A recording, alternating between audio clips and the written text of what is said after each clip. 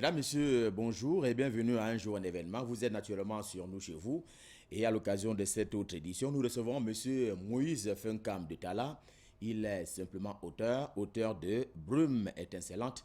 C'est un ensemble de poèmes qu'il a bien voulu mettre à votre disposition dans le cadre d'un ouvrage qu'il vient de publier. Monsieur Moïse Funkam de Tala, bonjour. Bonjour, Monsieur Ghislain Pierre Sonon. Je suis honoré du privilège que vous faites d'être sur ce plateau. Alors, écrivain en temps perdu ou écrivain de métier? Écrivain de métier, c'est vrai que je ne fais pas que ça. Je suis enseignant par ailleurs et j'aborde un certain nombre de casquettes que je ne vais pas dévoiler ici. Mais écrivain pour moi, je dirais, je le fais à temps plein. Alors, vous avez donc commis cet ouvrage, Brume étincelante. C'est un recueil de poèmes. Oui, tout à fait. C'est un recueil de poèmes, comme vous l'avez mentionné tantôt. C'est un recueil de 63 poèmes, très exactement. Est-ce que dans un environnement comme celui camerounais, celui africain, où on a besoin d'un peu plus de réflexion pour poser des poèmes aux gens, ce n'est pas leur perdre du temps? Oh non, pas tout à fait, pas du tout, je ne pense pas. Je pense plutôt que la poésie, c'est ce retour aux sources, c'est le langage de l'esprit. Je pense que par un siècle comme celui-ci, nous avons encore besoin d'initier les gens à ce retour vers la source, vers les valeurs spirituelles. Alors, je voudrais qu'on rentre de plein pied dans cet ouvrage. D'abord sur la forme, c'est à peu près une centaine de pages. C'est qui les auteurs que vous utilisez et pour quel objectif? Les auteurs que j'utilise, vous voulez parler de mes idoles, de ceux Tout que à fait. j'aime. Oh, disons que moi, j'admire particulièrement Aimé Césaire. J'aime aussi Patrice Caillot, j'aime René Philombe. Voilà des poètes camerounais pour lesquels j'ai une admiration particulière. Aimé Césaire, c'était l'engagement, ce n'est pas votre cas. Oh, je suis très engagé. Je fais de la poésie engagée, mais alors très engagé. Je crois que c'est la ligne même d'écriture qui me définit. Alors, vous parlez des brumes étincelantes. C'est pour parler de quoi? Vous faites allusion à qui, à quoi et pour quel objectif? Les brumes étincelantes, c'est vrai que c'est un titre qui relève de ce qu'on appelle une contradiction dans les thèmes, parce que sur un plan purement scientifique, rationnel et même, je dirais, naturel, les brumes ne peuvent pas générer des étincelles, parce que les brumes, ça évoque l'idée de l'obscurité, des ténèbres. Mais là, c'est une spécificité du langage poétique qui consiste, n'est-ce pas, à être excentrique pour être plus expressif. Parce que quand on parle des brumes étincelantes, il s'agit des brumes tout à fait particulières et ça relève de ce qu'on appellerait la magie du langage poétique. Ce à quoi vous voulez contribuer, c'est quoi? Ce à quoi je voudrais contribuer, c'est, n'est-ce pas, je voudrais contribuer au développement. Je voudrais, à ma manière, à moi, contribuer au développement en édifiant dans les mentalités un certain nombre d'attitudes, un certain nombre, n'est-ce pas, de dispositions qui sont vraiment sine qua non à cette ère où nous prenons l'émergence. Prenons l'exemple des grillons, ou alors du grillon d'Afrique auquel vous faites allusion dans l'un des poèmes que vous proposez. Vous proposez le développement à travers les grillons. Oui, j'ai dit moi grillon d'Afrique. Le grillon, c'est un insecte qui... le grillon, ça parle de cet insecte. Bon, moi aussi, comme le grillon, n'est-ce pas, j'écris, je suis chanteur pour l'Afrique, chanteur, n'est-ce pas, des valeurs, n'est-ce pas, qu'il faut prôner pour pouvoir remettre l'Afrique sur la voie du développement. C'est la même hypothèse pour les portes du Hadès colonialiste. Alors, les portes du Hadès colonialiste, c'est cette strophe dans laquelle j'ai dit euh, je déverrouille les portes du Hadès colonialiste, simplement pour dire que par mon langage, j'ai la prétention de pouvoir déplacer ces bornes. Le colonialisme, nous savons ce que c'est. C'est l'esclavagisme, n'est-ce pas? C'est la déshumanisation de l'être humain. Et là, j'ai dit, quand je parle de déverrouiller les portes du Hadès colonialiste, c'est pour par là fustiger toute forme d'asservissement et véritablement magnifier la valeur humaine. Vous avez la prétention de défataliser la colonisation? Oui, oui, bien sûr. Je voudrais plus qu'on puisse avoir de ce phénomène une perception fataliste, mais étant comme une résultante, n'est-ce pas, de cet antagonisme qui est déjà dans les gènes humains. Les races tendent à s'opposer aux autres, à dominer les autres. Et nous ne devons pas percevoir cela comme étant une fatalité. C'est normal dans l'ordre des choses que l'émulation des races puisse permettre que d'autres races cherchent à s'affirmer au-dessus des autres.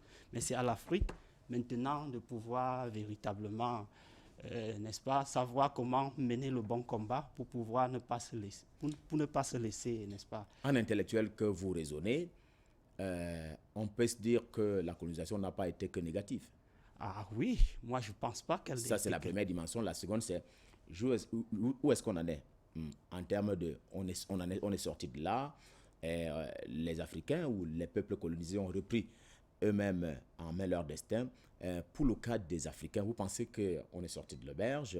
Les uns tiennent un discours sur la monnaie, d'autres sur la présence toujours aussi importante des colons d'hier dans leurs administrations publiques. Est-ce qu'on est sorti de l'auberge? Non, je ne pense pas, je ne pense pas. Dire qu'on est sorti de l'auberge, ce serait trop dit, il y a vraiment beaucoup à faire. Vous voyez, mais je voudrais déjà apprécier ces multiples débats panafricains-là qui montrent déjà un certain élan de prise de conscience. Ça veut dire qu'un chemin est déjà amorcé quand même vers la sortie de cette auberge. C'est la raison pour laquelle vous évoquez Dieu comme thème dans votre recueil de poèmes. Vous pensez que la solution, la sortie, entre guillemets, de cette misère, c'est Dieu? Oui, c'est l'une des voies de sortie. Je dirais même que c'est une voie de sortie, n'est-ce pas, à ne pas mettre de côté. Parce que, vous voyez, si un temps soit peu, nous sommes parvenus à un moment où la nature humaine s'animalise davantage, ça voudrait dire que quelque part, on a mis Dieu, le créateur du monde, de côté. Et je crois qu'en remettant Dieu au centre de la vie humaine, n'est-ce pas, comme le centre de gravité de notre vie, les choses pourraient reprendre une tendance tout à fait différente. Est-ce que par là même, vous n'êtes pas en train de vouloir ravir la vedette aux pasteurs et prêtres? Oh, chacun fait son travail à son niveau. Je crois que les hommes, les écrivains, ce sont des gens qui, comme les pasteurs, les évêques et autres, comme le clergé, ce sont des gens qui mènent leur combat au niveau des mentalités, au niveau des esprits. Et je crois quand même qu'il y a une certaine, je vais dire que, une certaine convergence. D'autres personnes diraient que nous sommes des politiciens quand nous faisons des œuvres engagées. C'est parce que quelque part, tout ce qui tend à défendre la valeur humaine a une empreinte d'engagement. Les hommes religieux sont des hommes engagés, autant que les hommes politiques, les écrivains aussi le sont à leur façon. Alors, au-delà de Dieu que vous prônez en termes de solutions, au-delà de la défatalisation de la colonisation, à l'arrivée, vous voulez défendre quelles valeurs au terme de vos poèmes? Au terme de mes poèmes, je veux défendre les valeurs déjà comme le courage, la ténacité, l'optimisme, le travail. Je crois que la thématique que je développe est fort révélatrice de ces valeurs-là. Vous avez oublié l'amour. L'amour, My love song. Ah yeah, my love song, really.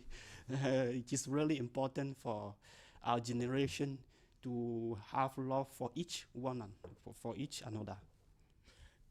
Un intellectuel que vous êtes, la question quand même, c'est qu'est-ce qu'il a à chercher en Dieu comme étant la solution des problèmes des humains? Est-ce qu'il y a quelque chose d'empirique? Est-ce qu'il y a une relation empirique entre la posture d'intellectuel et ce que vous dites, vous prenez dans votre ouvrage?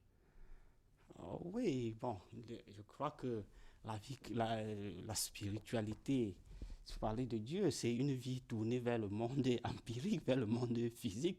Ça traite des problèmes existentiels les plus patents, les plus matériels. Je ne vois pas en quoi est-ce que c'est vrai que ça relève un peu du domaine des choses métaphysiques, mais je crois que la religion aussi traite des sujets tout à fait tournés vers le monde phénoménal. Moïse Funcam de Tala, auteur de Brume étincelante, votre recueil de poèmes s'adresse à Monsieur Tout le Monde, c'est une contribution scientifique. Quelle est la destination de votre recueil? Le destinataire, il est pluriel, mais je dirais qu'il est d'abord camerounais. parce que le contexte de production le plus immédiat, c'est l'univers camerounais, mais c'est un recueil qui tend un peu à s'universaliser parce que les thématiques que j'aborde ne sont pas simplement camerounaises. Ce que je défends, je ne défends pas le Cameroun, je défends, n'est-ce pas, la valeur humaine dans le sens le plus prononcé du terme. Ce qui Jamais fait que 203. Vous êtes à votre, vous venez de commettre votre deuxième livre. Il y aura un troisième.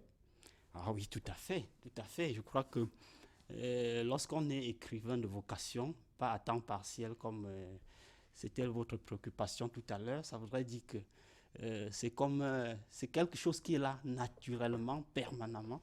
Et bien sûr que je ne peux pas mettre sur le public très bientôt un roman cette fois-là. Je voudrais qu'on parle un peu de vous pour sortir de cet entretien. Est-ce que quand on est écrivain camerounais, on vit de son art? Difficile à le dire. Difficile à le dire, je ne dirais pas vraiment non. Beaucoup de choses restent à faire pour qu'on en arrive là. C'est très difficile déjà parvenir à publier un livre comme celui-là. Bon, mais je pense que ce serait une erreur aussi quelque part d'aller dans l'art avec le souci premier de pouvoir trouver en cela un moyen de vie sur le plan économique. Il faut aller dans cela par amour d'abord. Et moi, ça ne fait, ce n'est pas l'écriture qui, n'est-ce pas, constitue mon gagne-pain. J'ai bien d'autres choses que j'ai fait, mais j'ai fait là au point où même si je devenais milliardaire, je le ferais toujours. Votre société au Cameroun, elle est dodue. Il n'y a pas beaucoup de personnes, je veux dire la société des écrivains, de ceux qui commettent des poèmes. Oui, au Cameroun, oui. Elle ne flatte pas. Ah oui, c'est un univers encore. Mais je veux dire que c'est beaucoup plus pour les gens qui ne s'intéressent pas vraiment à ce monde-là. Je crois que vraiment le blason de la poésie est en train d'être vraiment redoré au Cameroun. Il y a beaucoup d'associations littéraires qui naissent. Il y a de grands auteurs, de nouveaux auteurs. C'est juste que on ne flash pas suffisamment sur eux. Ils sont beaucoup dans l'anonymat et je crois que la contribution que je vous demande en tant que promoteur des médias, c'est de pouvoir davantage exposer ces talents-là au grand public. Est-ce que Aimé Césaire avait besoin d'être exposé?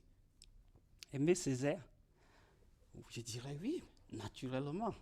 Aimé Césaire, déjà, la vitrine sur laquelle se trouvait la négritude, il a mis sur pied la négritude, c'était une plateforme pour être visible. Aimé Césaire, en plus d'être écrivain, il a initié un courant littéraire qui était celui de la négritude. Je veux dire, il était l'un des initiateurs avec lui, Glonton Damas et Léopold Sédar Senghor. Cela témoignait d'une certaine volonté d'être visible. Et Aimé Césaire a beaucoup travaillé. Je dis que il n'est pas resté dans l'anonymat. Non, je pense que le dit de Césaire, ce ne serait pas vrai. Je rappelle que la dédicace a lieu bientôt et c'est votre second, je veux dire, deuxième ouvrage, en attendant le troisième. Oui, la dédicace a lieu samedi prochain au centre M+, à Kondengui, en face de la brigade de Kondengui, derrière El Pachinko. C'est le deuxième du genre après Lettre à une génération sacrifiée. Moïse Fenkam de Tala, auteur de Brume étincelant, merci d'avoir répondu à nos questions. C'est moi qui vous remercie. On attend le troisième ouvrage. Merci de m'avoir invité. Mesdames, Messieurs, on vous remercie infiniment de nous avoir suivis, de nous avoir accordé votre attention. Merci de rester fidèle au programme de Canada International. Merci de nous avoir suivis et rendez-vous demain pour une autre édition de Un jour un événement. D'ici à là, passez d'excellents moments en compagnie de nos programmes et à demain.